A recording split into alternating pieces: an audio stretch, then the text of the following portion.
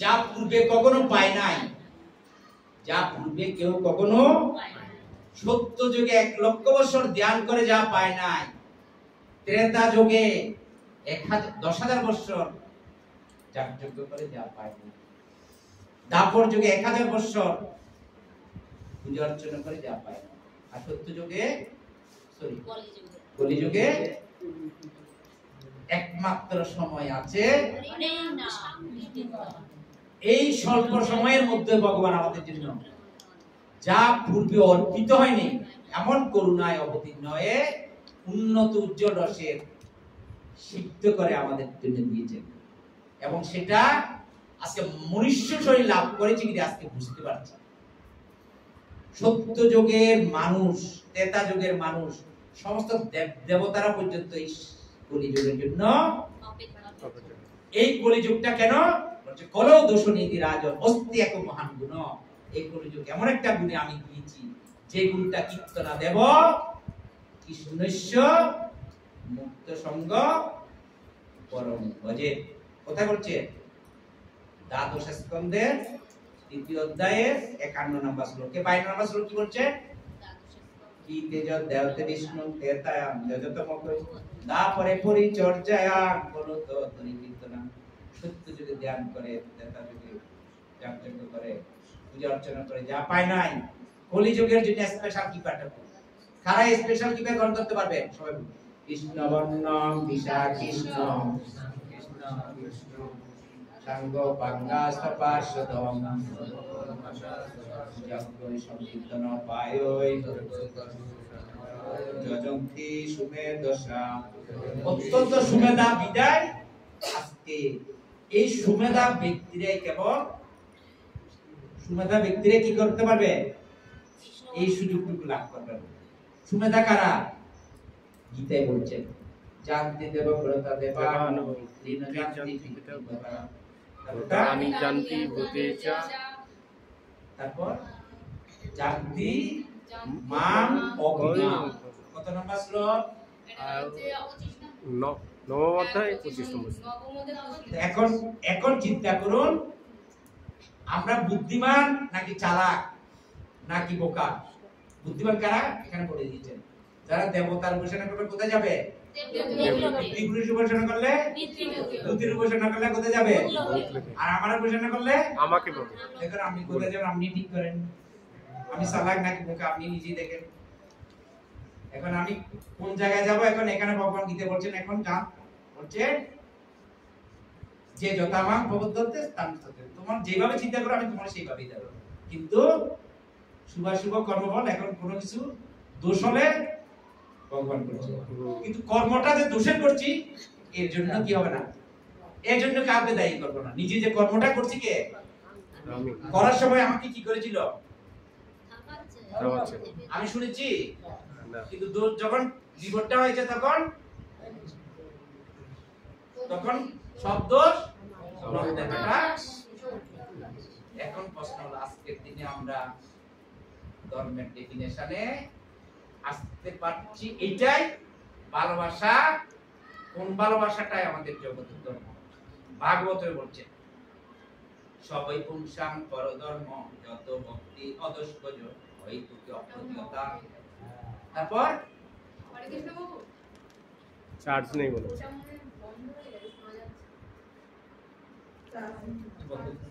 Charge নেই বলে charge শেষ। এমনি শুনে দ্বিতীয়তে কত নম্বর? 6 নম্বর বলছে সবই পুংসাং পরধর্ম যত ভক্তি অদস্কজ। অদস্কজ কে? ভগবান, যার কোনো সমান বা উপরে কেউ নেই। ধর্মটা পরম ধর্মটা কি? এখানে ভগবান বলছেন সবই পুংসাং পরধর্ম যত ভক্তি অদস্কজ অহেতুকি অপ্রতিহতা। অহেতুকি অপ্রতিহতা কোন রকম। আমরা তো ভগবানকে যাওয়ার সময় মানত করে যাই, মোমবাতি নিয়ে যাবো, বিভিন্ন কিছু দক্ষিণে দিয়ে দেবো বা প্রয়োজনে বৈষ্ণব সেবাও দিয়ে দেবো, কিন্তু আমার চাকরি চাই, মেয়ের বিবাহ চাই, একতলা থেকে দুতলা চাই, চাই না চাই না নাকি?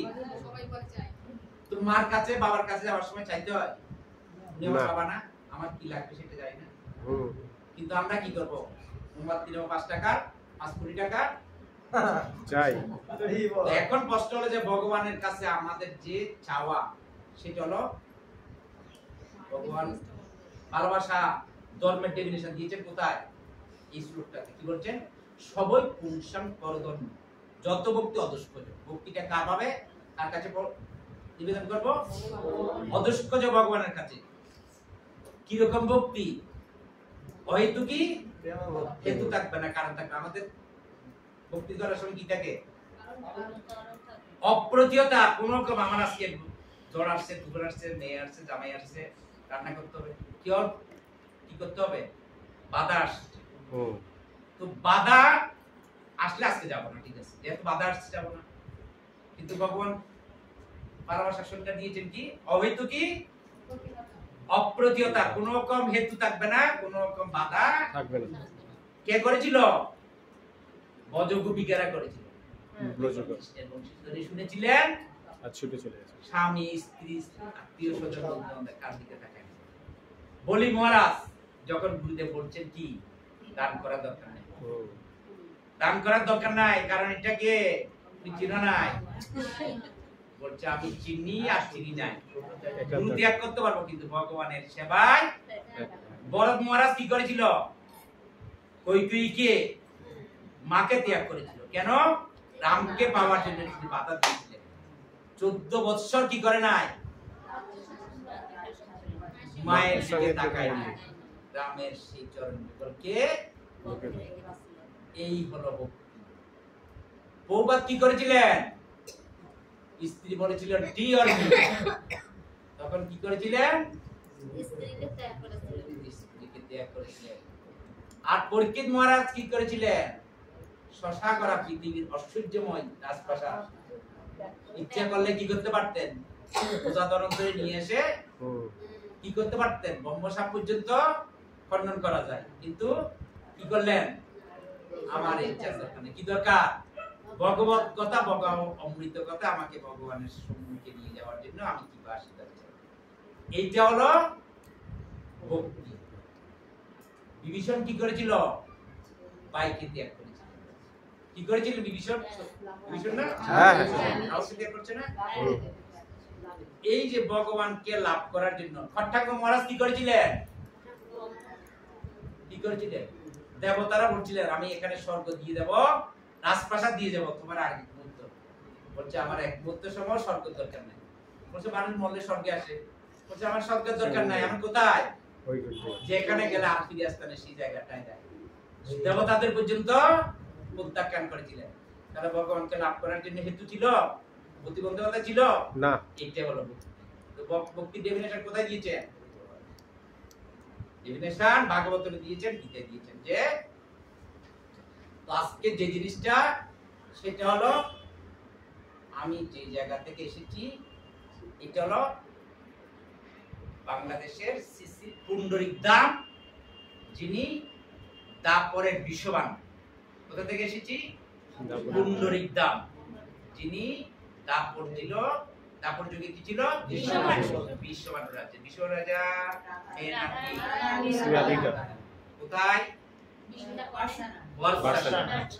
বর্ষানা অধিপতি বিশ্ববান রাজা।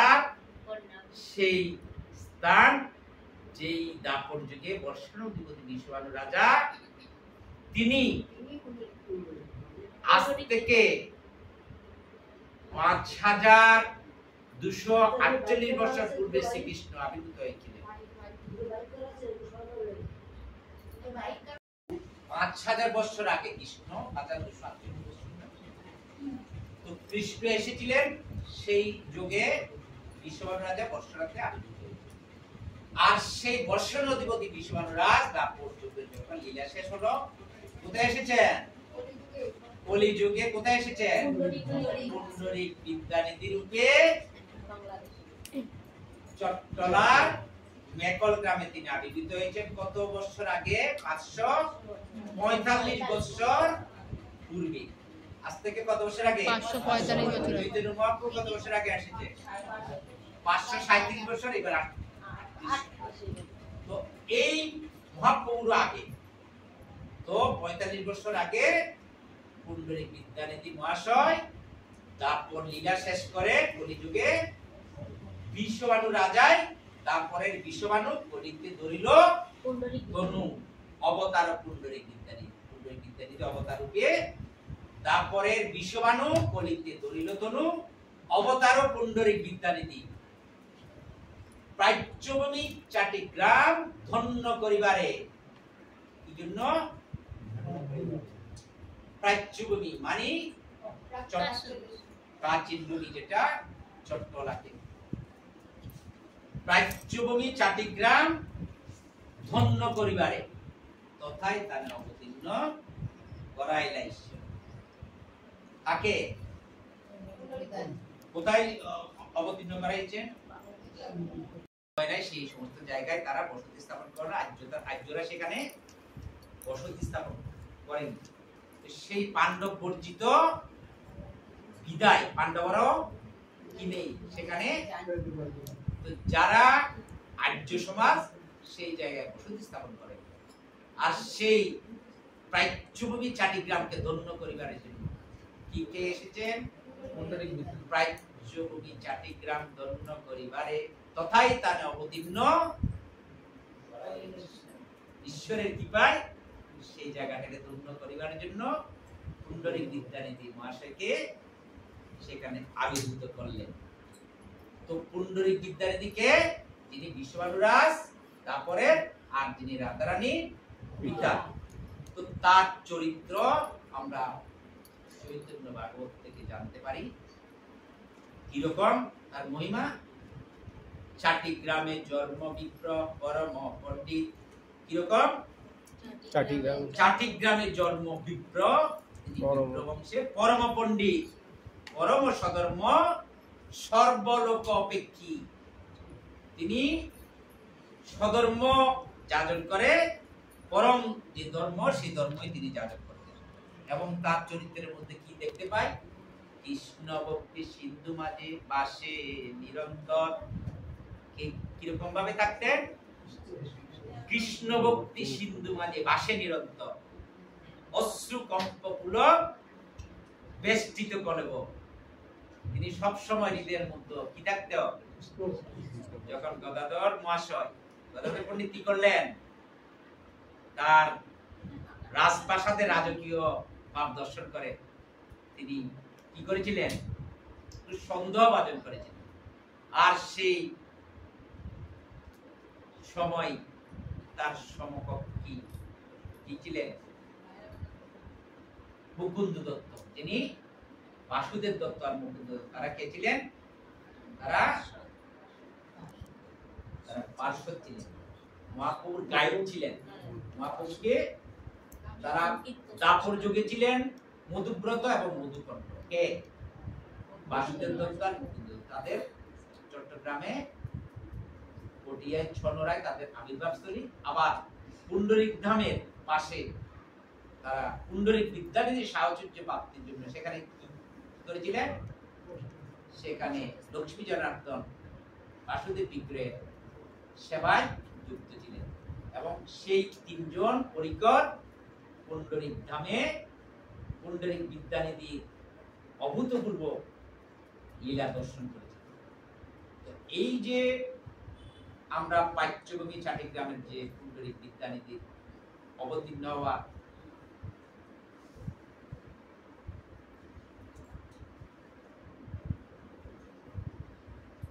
কারণ জানতে পারলাম এখন আমরা দেখতে পাই বিদ্যানিধি মহাশয় যিনি গঙ্গা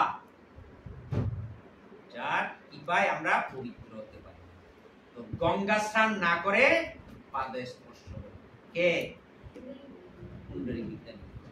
পুণ্ডরিক বিদ্যানিধি গঙ্গা স্নান না করে পাদ স্পর্শ হয়ে গঙ্গা দর্শন করে কখন নিশার সময় রাত্রি কালে গঙ্গা দর্শন করতেন যেতেন কে কেন এখানে বলছেন গঙ্গায় যেসব লোক করে অনাচার কারণ গঙ্গায় যেখানে বিভিন্ন অনাচার করেন সেই অনাচার কি কল্লোল দন্ত দাবন কেশ সংস্কার যারা কলম দান করেন, কলম মানে কুলি করে, এই সমস্ত কিছু তিনি দর্শন করে অত্যন্ত ব্যতীত হলেন, কারণ গঙ্গা হলেন ভগবানের পদদৌর্য। আর সেই গঙ্গাকে এই সমস্ত অনাচার তিনি সহ্য করতে পারতেন। এই জন্য কি করতেন, এই সকল দেখিয়া পায়েন মনে ব্যথা, এগুলি দেখলে এর থেকে দেখেন গঙ্গা নিশার সময়। কেন? এই জন্যই তিনি নিশার সময়, নিশা মানে কখন, বিচিত্র বিশ্বান আসন কলতান দেবার্চন পূর্বে করে গঙ্গা জলপান। কোন অর্চন করার আগে কি করেন? গঙ্গা জল। এই পুণ্ডরিক বিদ্যানিধির চরিত্র সম্পর্কে বলছেন, পরম অদ্ভুত তার সকল চরিত্র। কার চরিত্র? কিরকম চরিত্র? কিরকম চরিত্র? পরম অদ্ভুত তার সকল চরিত্র, যার নাম শ্রবণে হয় সংসার। আমরা যখন কি করি, নম গঙ্গে চ, কি করি? এটা গঙ্গা, এটা আমরা আহ্বান করি, কিন্তু এরপরে আচরণ করার সময় নম অপবিত্র পবিত্র হওয়া সর্বাবস্থান ততোবিদা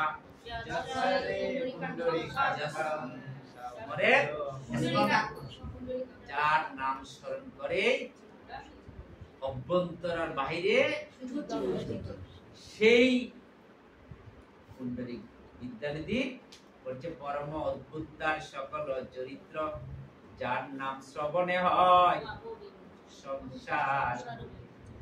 পুণ্ডরিক বিদ্যানিধির চরিত্র শুনিলে অবশ্যই তাহার কৃষ্ণ পাদপদ্ম।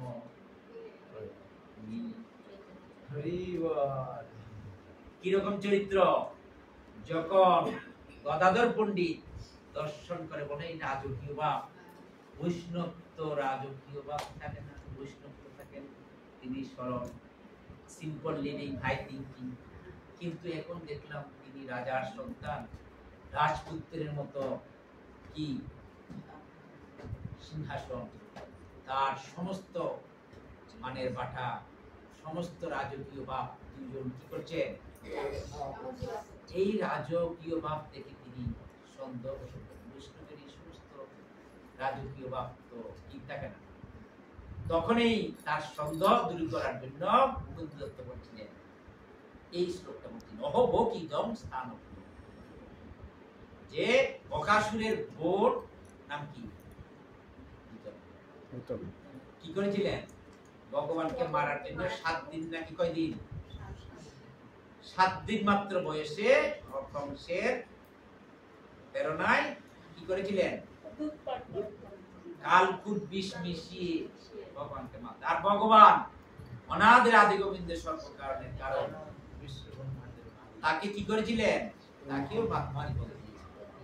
মারতে এসেও যদি তাকে মাতৃপদ দে, আর সেই ভগবানকে কিছু পদে না হতে কি করছি, ভগবান আমার জন্য সব দুঃখ লিখেছেন। আমার পাড়া কুর্সি দেখি 6 তলা বিল্ডিং করছে, আর আমি রাস্তায় রাস্তায় কি করছি, শুধু আমার নিজের দুঃখটার কথা কি। এই জন্য ভগবান বলছেন, এই যে যিনি অনাদের আদি গোবিন্দ, তিনি সর্বকারণের কারণ, তিনি যে এত করুণাময়, এই কথা শ্রবণের সঙ্গে সঙ্গে কি করেছিলেন? তিনি কি করলেন? তিনি গড়া করে দিলেন। কে? রাজকীয় যে ঐশ্বর্য, রাজকীয় পোশাক, মুহূর্তের মতো দুলাই তিনি লুটিয়ে পড়ে দুলাই গড়াগড়ি দিতে লাগলেন। রাজার বেশ তিনি এখন ভিক্ষুকের মতো রাস্তায় রাস্তায় গড়াগড়ি দিতে, তিনি সমস্ত 7-10 জন সেবক তাকে, তার যে কি বলছেন, কৃষ্ণ ভক্তি সিন্ধু মাঝে বাসে নিরন্তর, তার সব সময় কৃষ্ণ ভক্তির সিন্ধু, সিন্ধু মানে কি, কৃষ্ণ ভক্তির সাগরে তিনি এই জন্য মহাপ্রভু তার নাম দিয়েছেন কি কৃপানিধি, আচার্য নিধি, বিদ্যানিধি, দয়ানিধি, গুণনিধি, প্রেমনিধি, সমস্ত নিধি কে দিয়েছেন? যেই মহাপ্রভু শিবা সাঙ্গিনায় যখন কীর্তন করছিলেন,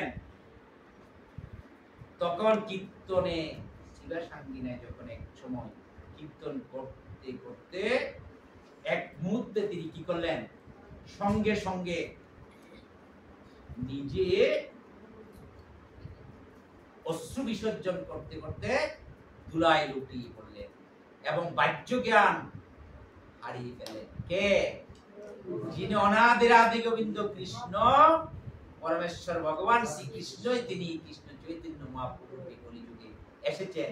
আর তিনি আরে মোর বাপরে বন্ধুরি পুণ্ডরিক আরে মোর, তিনি কন্দন করেছিলেন, কি শব্দটা ব্যবহার করেছিলেন? পুণ্ডরিক বাপ সম্বোধন করে তিনি ধুলায় লুটিয়ে দিয়েছিলেন। কে?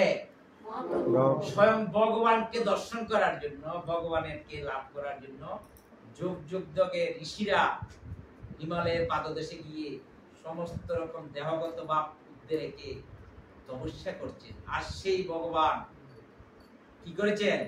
যার নাম সব কীর্তন করতে করতে কন্দন করে করে অজর নয়নে বাহ্য জ্ঞান হারিয়ে ফেলেছিলেন। কত ঘন্টা? 8 ঘন্টা যাবত তিনি মূর্ছিত অবস্থায় ছিলেন। আর যখন মূর্ছিত অবস্থা থেকে তার জ্ঞান ফিরে আসলো, তখন কি বললেন? সমস্ত পারিষদবৃন্দ তাকে জিজ্ঞেস করলেন, মহাপ্রভু আপনি এইভাবে কন্দন করলেন, এভাবে বাহ্য জ্ঞান হারিয়ে ফেলেন, এর পরিচয়টা আমাদের কি কথা বলুন।